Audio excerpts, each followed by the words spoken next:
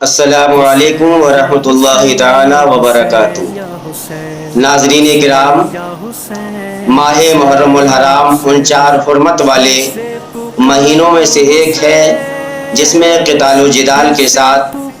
گناہوں اور برائیوں سے باز رہنے کا تاکیدی حکم دیا گیا ہے۔ ہم اپنی اس مختصر ویڈیو میں آپ کو کچھ ایسے کاموں کے بارے میں بتانے جا رہے ہیں جو ہم سب کی دنیا و آخرت کے لیے بہت ہی بہتر ہے اور اہل بیت اطہار سے سچی عقیدت و غلامی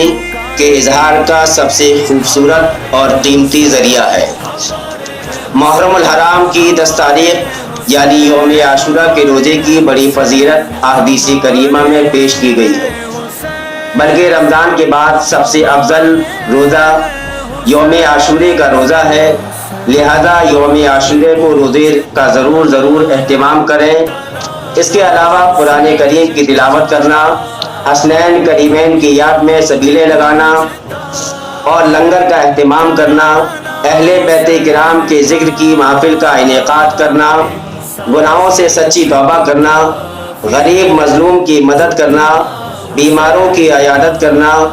10 محرم الحرام کو اپنے اہل و عیال پر خرچ کرنے میں وسعت و فراخی کرنا، وسعت و فراخی کا مظاہرہ کرنا۔ حدیث پاک میں فرمایا گیا،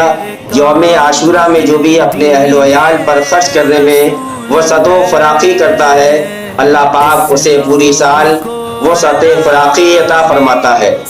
ناظرین اکرام، جن کاموں کے بارے میں آپ کو بتایا ہے ان کاموں کو عشرہ محرم الحرام میں خصوصیت کے ساتھ اہتمام کریں، اس سے اللہ و رسول کی رضا و خوشنودی کے ساتھ ساتھ حسنین کریمین کی رضا و خوشنودی حاصل ہوگی اور دنیا و آخرت بہتر ہوگی۔ اللہ پاک ہم سبوں کو حسنین کریمین کی سچی غلامی اور زیادہ سے زیادہ نیک کام کرنے کی توفیق عطا فرمائے، آمین۔ تلوار ہے حسین کی للکار ہے، حسین کی تلوار ہے، حسین کی للکار ہے۔